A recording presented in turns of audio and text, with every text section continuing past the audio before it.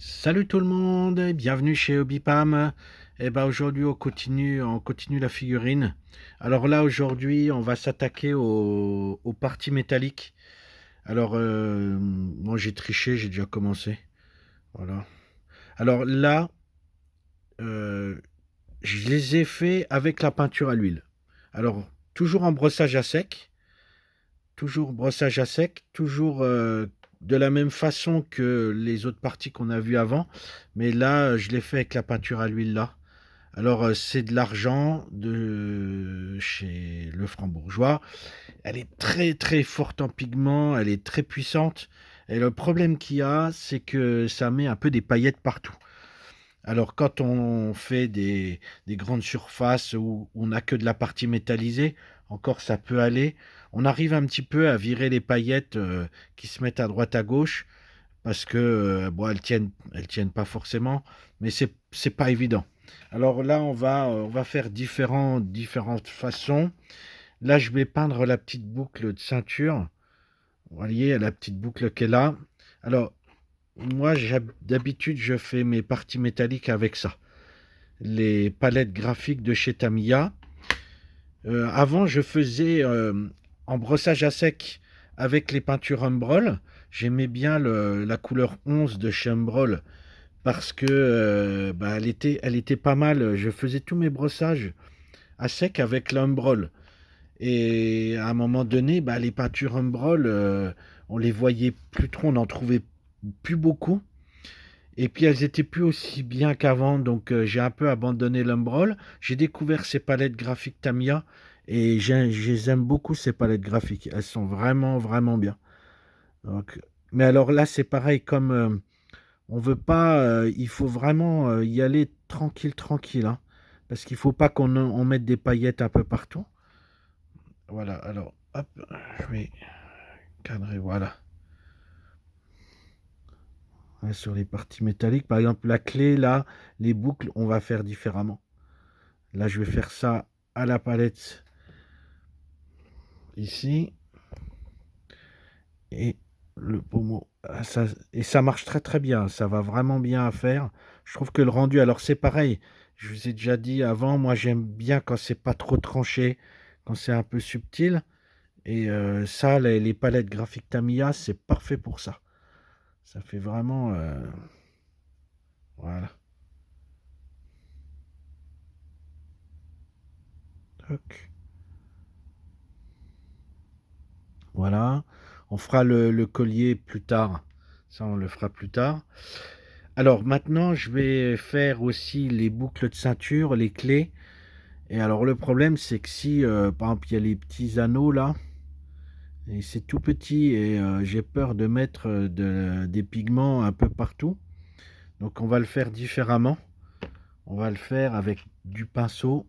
Et puis je vais prendre de la peinture. Là, c'est de la métallique, acier métallique. Hop, je vais en mettre un peu sur mon... Voilà. Et là, par exemple, sur les boucles, on va en mettre...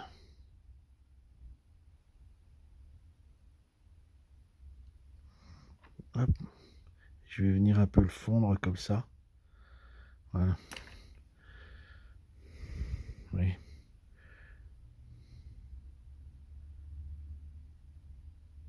Je vais pas aller jusqu'au bout de la boucle. Je vais mettre vraiment de la peinture que sur la partie voilà, extérieure, on va dire. Toute cette zone-là, je vais le laisser bien sombre. Et je vais mettre voilà, que de la partie métallique que sur, on va dire, la partie la plus visible.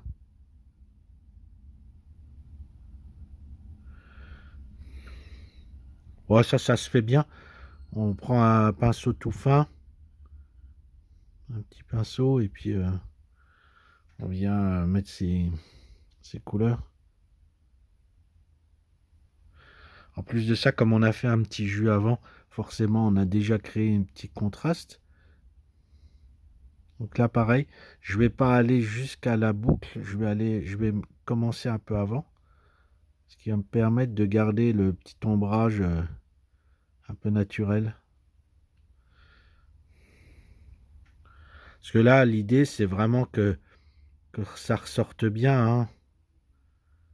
Qu'on ait un côté bien bien métallique, que ça tranche bien avec le reste. Là, je suis presque en brossage à sec, là. Là, j'y vais tranquillement. Sur la clé, sur la petite boucle. Vous voyez? Pas forcé. J'ai presque plus de peinture sur mon pinceau, mais j'en ai suffisamment pour faire un brossage à sec, en fait.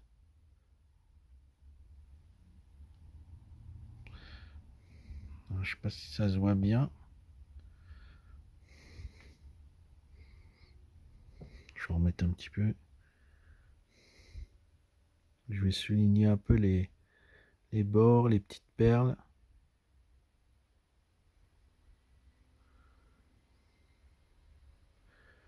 Là, on voit, hein, ça se dépose vraiment.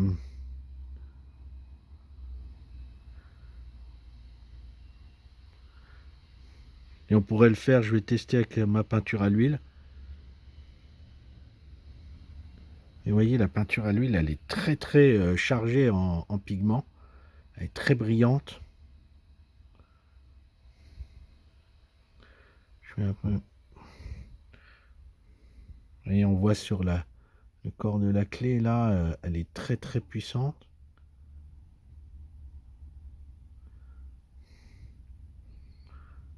Alors ça se voit pas forcément sur l'écran, mais je vois à des endroits, il y a des petites paillettes.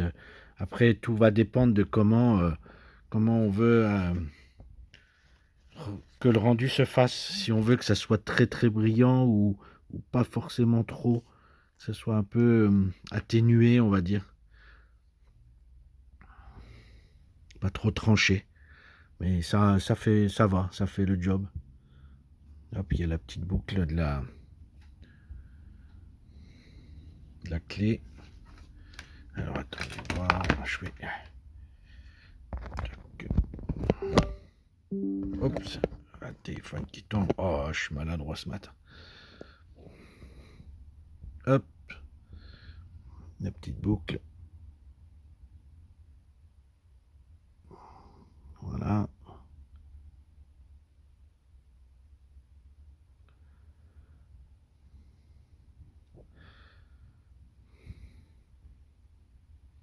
Là, on voit bien les.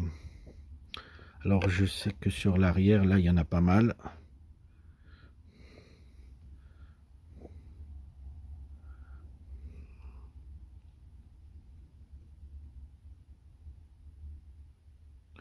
Là, c'est un petit jeu de patience parce il faut essayer de pas déborder forcément.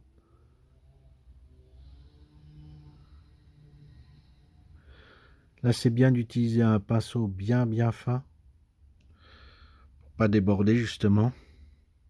Et comme je vous l'ai dit la dernière fois, hein, bien mettre de la peinture que sur le bout du pinceau.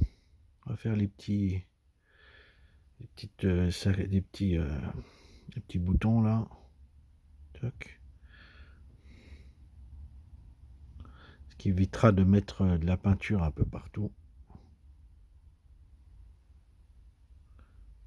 Et on en met pas, on en met vraiment que sur la surface extérieure. Je ne vais pas en mettre sur la face intérieure, ce qui va garder un côté un peu sombre. Et si j'arrête pas de bouger le téléphone, vous allez être malade, hein, vous allez avoir le mal de mer.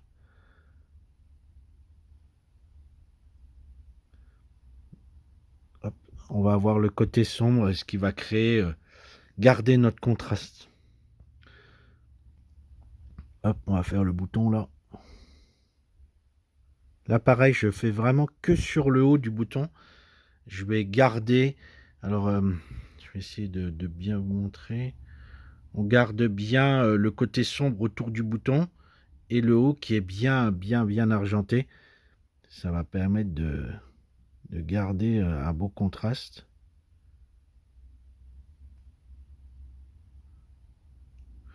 Ah, ça se fait bien, là, il n'y a pas de difficulté particulière, hein.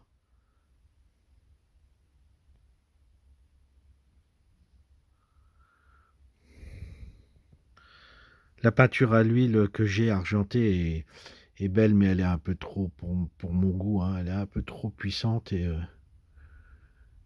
ça met un peu des paillettes partout, c'est un peu gênant. Voilà. Hop, on va faire les petits boutons là.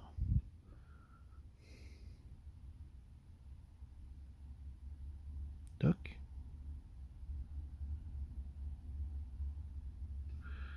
Je vais remettre un peu de peinture. Puis il faut faire attention de ne pas en avoir sur les doigts parce que si vous en avez sur les doigts, eh ben vous allez mettre des paillettes partout. Voilà. On peut, on peut aussi marquer, trancher un peu là, j'ai fait le. On peut marquer un petit peu les arêtes. Ou mettre des petits coups comme ça pour mettre des. Comme si ça avait été un peu patiné par le temps. Voilà. Là, on a un beau gros anneau là. Des petits boutons. Ça apportera toujours un petit peu de. Voilà. Toc. Il faut essayer de ne pas en oublier, bien sûr. Hop, vous voyez, il y a des petits anneaux un peu partout. Voilà. Bon, et ben, cette petite vidéo un peu courte, mais voilà, on continue la figurine. Là, je vais continuer les petites pièces. Je vais peut-être en faire certaines un peu dorées pour faire un petit changement, un peu de couleur, enfin faire que argenté. C'est pareil pour le collier. Là, j'ai pas encore peint le collier là que je voudrais faire doré. Il y a aussi un collier de perles, donc faut que je vais peindre toutes les petites perles. Là, c'est assez délicat. Mais on continue cette petite figurine. Voilà.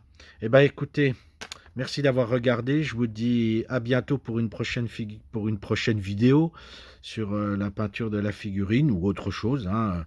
Voilà, donc n'hésitez pas à liker, à partager, à commenter, c'est important. Donc vous pouvez aussi retrouver tout ça sur le club Hobbypam Facebook, sur la page Facebook Hobbypam. Et puis n'oubliez pas le site du magasin www.hobby-pam.com. Et puis je vous dis à bientôt. Merci, salut tout le monde.